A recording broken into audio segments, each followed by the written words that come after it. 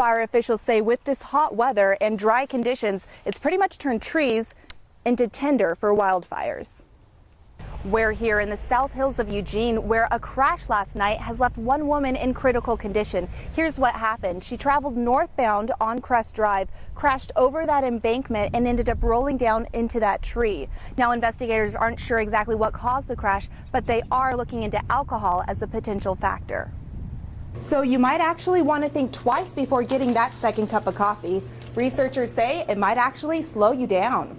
We're here at the Crest Drive Elementary School in South Eugene. It's one of 6 schools affected by the recent budget cuts to the 4J school district. Now the district is trying to save about $30 million. Closing these 6 schools only saves the district $1.2 million.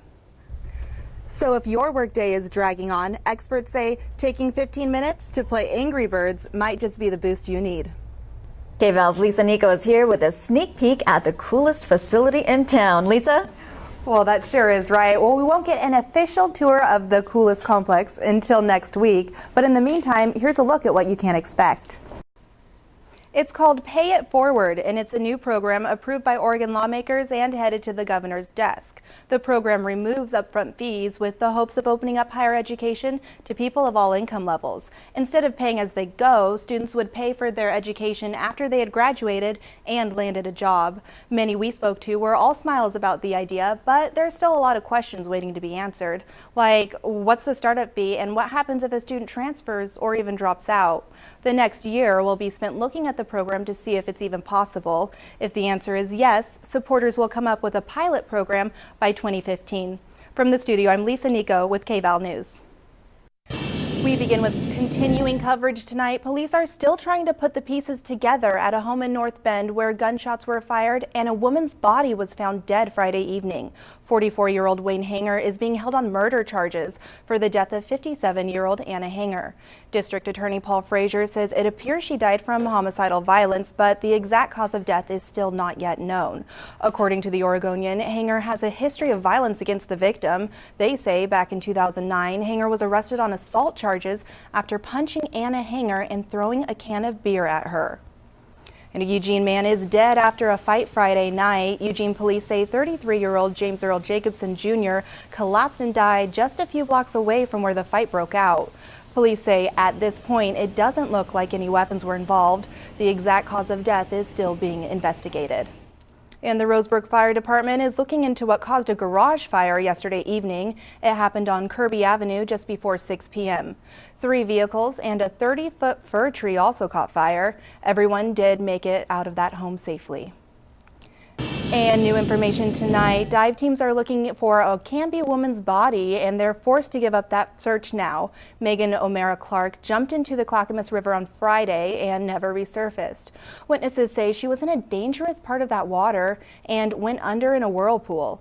Divers say they're frustrated and baffled they couldn't find her remains.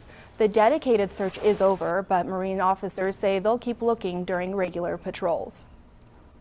The 125-acre Bland Mountain fire just east of Canyonville is now 100% contained. Officials say firefighters will stay on scene for several more days and check the area throughout the summer. The cause of that fire is still under investigation. And covering the Northwest, a Washington man learned about firework dangers the hard way. He created a sparkler bomb. When the entire packet of sparklers went off in his hand, it startled the neighborhood. The explosion shattered the man's bones in his arm and a leg, and doctors say they may have to amputate both limbs. The blast was so strong, a bomb squad was called to investigate. I was dead asleep and I heard this big loud boom and I thought one of my windows had broken. While Washington does have more liberal firework rules than Oregon, converting a firework into something that creates an explosion is a felony. No word yet on if that man will face charges. And on to Capitol News now. Medical marijuana dispensaries are just a signature away from being legal here in Oregon. The House approved a bill Saturday that would set up a licensing system for dispensaries. Right now, the law says growers cannot make a profit off pot. The bill would allow dispensaries to sell medical marijuana to customers, and medical marijuana supporters are more than happy. The problem we have, as you know, is trying to have people find safe access, because if you have a law and the law says you have a right to do this, but you have no place to go get your medicine, then what do? You're forced to go to the waterfront, to the black market, and that's not safe. Governor John Kitzhaber's office says he hasn't decided whether or not he will sign that bill. And happening tonight, a Northwest Stable is celebrating 30 years today. McMenamins first opened their Barley Mill location in Portland in 1983, and today they're celebrating their 30th with $3 pints of beer. The Northwest chain in Oregon and Washington is known for transforming historic and old buildings into breweries and restaurants. The servers say their customers, well, they just can't get enough. Good product, great beer. We distill our own whiskey and gin, and I think that just the character of the place and the ambiance is what draws people. The McMenamins on High Street is one of the oldest locations. It opened back in 1988 and still brews beer for the Eugene area.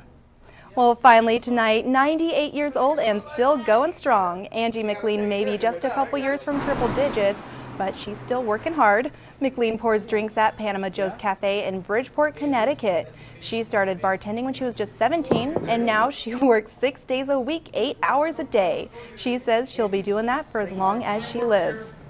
Well, how about that? What a hard worker. Well, we want to thank all of you so much for watching KVAL News. You have a great night, and we'll see you back here at the desk again tomorrow.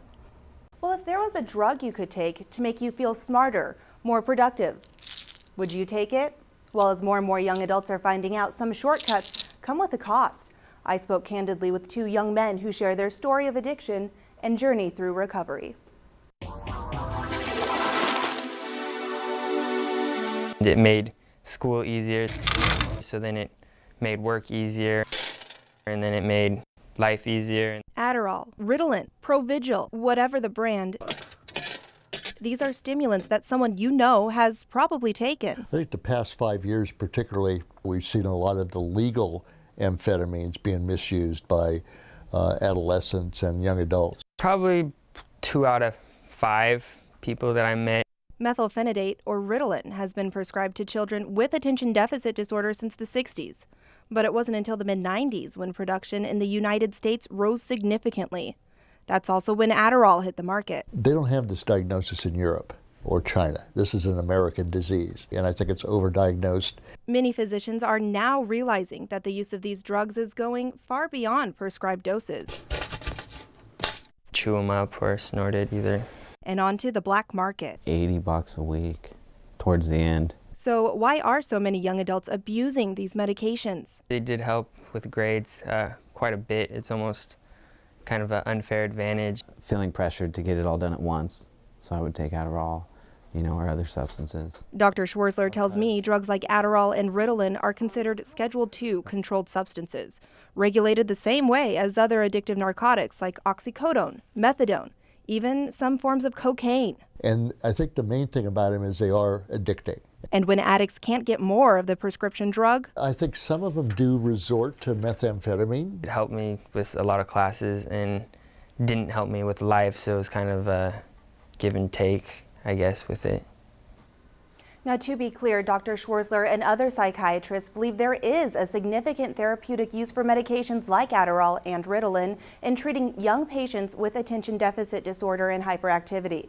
But it's the ease of accessibility on college campuses through student health centers or peers that can make it a dangerous, addictive drug. Now, if you or a loved one is struggling with addiction, you can visit our website, kval.com, for a list of resources. Live in the studio, I'm Nico for KVAL News. KVAL News is committed to fair and accurate coverage.